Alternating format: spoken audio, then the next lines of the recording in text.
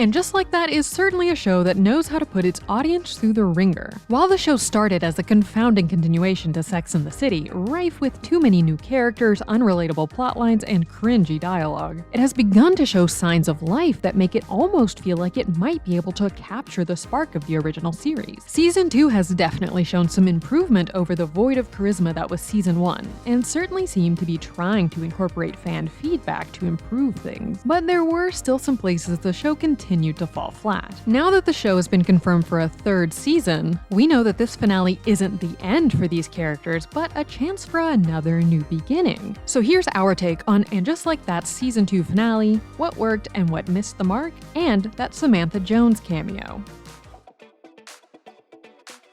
Watching And Just Like That has been a bit of a roller coaster, going from trudging along feeling nothing like the show we loved, to hitting great highs that really felt like they were getting back the magic that made the original show special, and then right back down into cringy mess. There absolutely have been attempts to improve Season 2 that have worked very well. The new characters actually getting storylines so that we actually get to know them and they don't just feel like accessories for the main cast, bringing some levity and, sex back into the city. And most importantly, finally getting our main trio back on track to feeling like the characters we know and love. There are situations that feel earned, cathartic, and true to the original series, like Charlotte going back to work, rejecting her husband and children's neediness for her, and being unafraid to finally focus on herself. I know, because you made a few breakfasts and you ran a few errands, that it feels like you are. But in fact, you're doing the bare minimum. And then there are the head scratchers, like Anthony comparing a sexual problem to Stanford becoming a Shinto monk. I am stunned.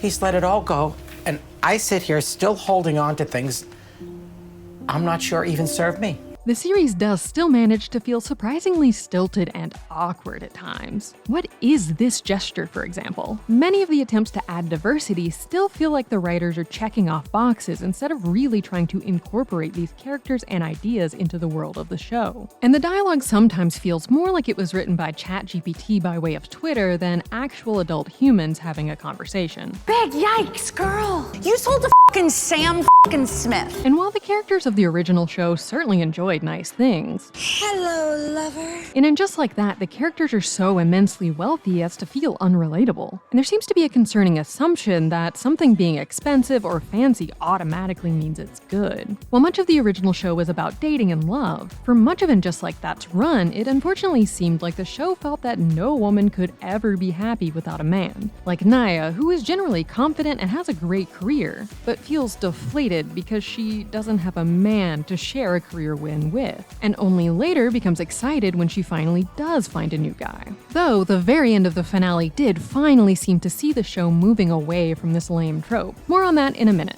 One of the most disappointing letdowns at the end of this season was how the show decided to handle a sensitive topic like abortion. When Lisa Todd Wexley has an unplanned pregnancy while her career is taking off and her husband is running for office, she considers getting an abortion. But in an incredibly regressive move, she and her husband don't even say the word out loud. Should we be having the other discussion? And then glibly make reference to the abortion rights movement. I mean, I'm really grateful that I have that option. Then the writers have Lisa have a miscarriage that conveniently gets rid of the pregnancy without her having to actually make a decision about whether or not to get an abortion. Let's go to the hospital. Yeah, okay.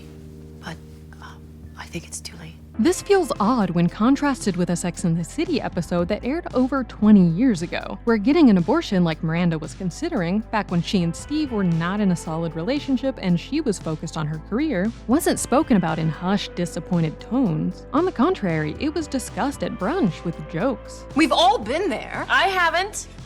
I've had 2. Carrie, how many have you had? 1?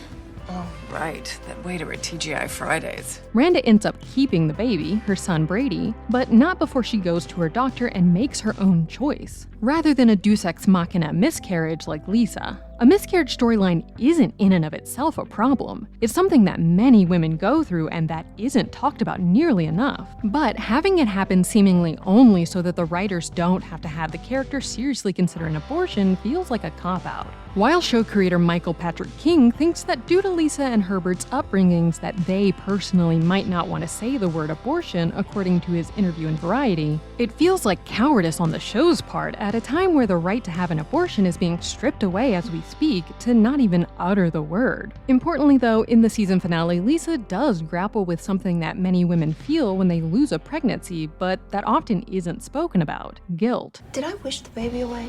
I just feel so guilty about everything I said. The scene sees her coming to terms with the loss, with her husband assuring her that she has nothing to feel guilty about. It wasn't meant to be.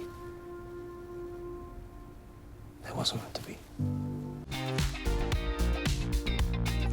Though the show is certainly still filled with inconsistencies and weird moments, as it's continued to find its way, we have seen an increase in situations that feel grounded in reality and fun. The show will likely never fully recapture the magic of Sex and the City, but it is finding ways to create its own spark. The finale saw the main trio at last returning to some semblance of the characters we know and love, and the new characters continuing to grow into their own individual beings, no longer trapped just being accessories to Carrie, Miranda, and Charlotte. Miranda is finally out of her Che Diaz-induced stupor and feeling like Miranda again. She comes to realize that she shouldn't automatically shut every ex out of her life and makes amends with Steve, something viewers and Brady have been waiting for since the beginning of And Just Like That. She even has a heart-to-heart with Che at Carrie's dinner, where they agree to remain cordial since they'll be seeing one another around. But most Miranda of all, her drive for her career is back. She gets to appear on the BBC in place of her boss. And after seasons of Miranda feeling listless and lost, it seems like we might finally be getting confident and focused Miranda back on our screens next season. Charlotte is owning her work life and standing up to her family.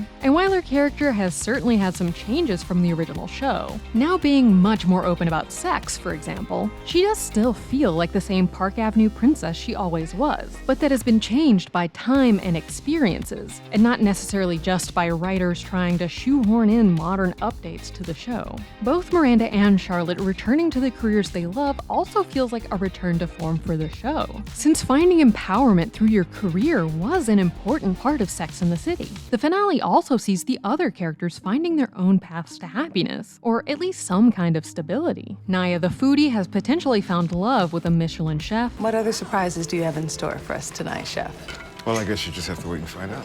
and Seema, Che, and Anthony are all exploring new ways to love themselves, whether it be by taking their relationships to the next level or learning more about themselves. As the show has found its own type of stability, so too have the characters, and the majority of the characters end the season in much calmer places than when we found them. One thing that fans had missed from the original show was Carrie's voiceovers that provided context to the happenings of each episode and some insight into what was really going on in Carrie's head. And in the finale, she finally does deliver a very Sex and the City voiceover-esque monologue on letting go of expectations. Never know what tomorrow will bring, and it might be greater than anything you ever expected. Hopefully, this is a sign that the writers have heard fans' complaints about missing Carrie's spiels, and that we'll be getting them back in Season 3. One stabilizing force this season has been Aiden's return. It's not just that John Corbett is a familiar face and a fan-favorite boyfriend from Sex and the City, it's also that Carrie seems so at ease with him and ready to redo their relationship in the right way. It was great seeing Carrie actually happy about Aiden's kids liking her, since in the original series, she often acted like a cat being thrown in the bath every time Aiden wanted to take a step forward. No, they all loved you. Homer, Tate, and Wyatt. When, after a traumatic event, Aiden decides that he needs to stay in Virginia permanently for 5 entire years to parent one of his sons, instead of freaking out, Carrie is supportive. I won't lose you again. Okay, I won't. Just give me some time.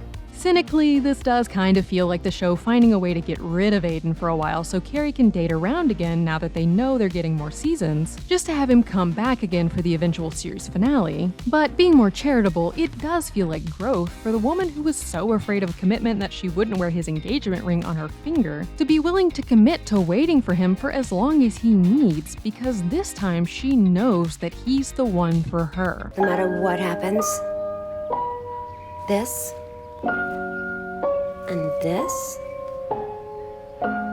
was not a mistake. One of the things that made Sex and the City so great, and has long felt like it was missing from And Just Like That, is having the central focus be on female friendships. Watching Carrie, Samantha, Miranda, and Charlotte always be there for one another no matter what was the core of the show. So the fact that And Just Like That often kept them apart and didn't flesh out their new friends was a point of contention for many viewers. And it seems like the writers are finally responding to this by bringing the core women back together more often, but also, crucially, by focusing more on all of their friendships over their relationships with men. When the season ends with Carrie and Seema on a beach choosing friendship while both of their men are off on their own adventures, it seems like Carrie's just as happy ordering a Cosmo in Greece with a friend as she is with Aiden. What if they never come back? Oh, there'll be more. Men? Cocktails. One of the most anticipated events of And Just Like That's second season was the return of icon Samantha Jones. With her essentially completely absent from the first 2 seasons, aside from sending flowers to Big's funeral and a few quick texts, the lack of Samantha definitely left a hole in the show. But in the season 2 finale, Samantha finally made her long-awaited on-screen appearance. However, the way it manifests is odd, to say the least. Much has been said about the rumored feud between Kim Cattrall, Sarah Jessica Parker, and Just Like That show creator Michael Patrick King. And Cattrall had put her foot down about appearing on screen, saying to Piers Morgan in 2017 that she made an empowered decision in my life to end one chapter and start another. But as Cattrall noted in her appearance on The View, some very powerful friends jumped in to persuade her to return. Well, it's very interesting to get a call from the head of HBO saying, what can we do? And I went, And she had one condition, that Patricia Field, legendary Sex and the City costume designer, dress her for the scene. Well, that and that she wouldn't actually have to shoot the scene in the same place as Sarah Jessica Parker. And due to that constraint, the scene ends up being an awkward minute-long phone call between Carrie in her apartment and Samantha in an Uber in London. Samantha calls Carrie to let her know she won't make it to Carrie's dinner, which she wasn't even actually invited to and had to find out about from Miranda and Charlotte. I was going to surprise you. While it is exciting to see Samantha on our screens again for the first time in over a decade, and making a throwback reference to the time in season 6 when she tried to steal someone's identity to sneak into Soho House, the scene as a whole feels a bit hollow. It does feel nice to know that the characters are still in contact and don't seem to hate one another. But the fact that Samantha was now willing to fly back overnight just to say goodbye to Carrie's old apartment again makes the fact that she hasn't shown up at any point previously feel even more odd. The beef between Cattrall and pretty much everyone else involved in the show makes it feel like she definitely won't decide to return in any major way next season. When the Today Show asked her about whether she was going to expand the role, she had this to say. It's as far as I'm going to go. I don't think I'll ever say goodbye to Samantha. You know, she's like a lot of other characters that I've done over the years. I get very emotionally attached and protective of my characters. She gave me so much, and I'm so appreciative of her. The lack of Samantha certainly dragged the show down. But as we discussed in our recent video, they have been trying to use new characters to reignite that spark. And one bright spot in the finale does indeed come from the character that the show is clearly positioning as the new Samantha, Seema. When Seema balks at saying I love you to her new boyfriend and tries to make the relationship implode with her self-destructive behavior, Carrie actually steps in and points out what she's doing. You're the one pulling away. Because I think maybe you're scared. Carrie didn't often give great advice on Sex and the City because she had a hard time focusing on anything outside of herself, but this did feel like a touching heart-to-heart she might have had with Samantha in one of her more self-aware moments. Given the fact that new characters like Seema are finding their own places in the spotlight, and Cattrall likely doesn't want anything to do with the show long-term, we have to wonder, maybe it would be better if we all just let Samantha live her fabulous London life in peace and move forward focusing on these new friendships. This season finale of And Just Like That in many ways feels like a series finale, which makes sense since the show's renewal wasn't confirmed until just before the final episode dropped. With every character in a pretty good place in their relationships, career, and emotional development, it's hard to guess exactly where And Just Like That will go from here. The show has made great improvements by listening to fan feedback, so hopefully moving forward it can continue to bring in these elements that people enjoy, while also working to improve many of the problems with its perspective and writing. With the new characters all becoming more fleshed out, hopefully Season 3 will allow them to all spread their wings and have their own important storylines on a regular basis. Most importantly, Carrie, Miranda, and Charlotte all feel like they might finally be back on track to being the characters we love from Sex and the City. So Season 3 could see the show at last returning to form. Whether Season 3 proves to be another hate watch, a guilty pleasure, or a genuinely good show, we'll be there, Cosmos in hand, to see what happens next. That's The Take! Click here to watch the video we think you'll love, or here to check out a whole playlist of awesome content. Don't forget to subscribe and turn on notifications.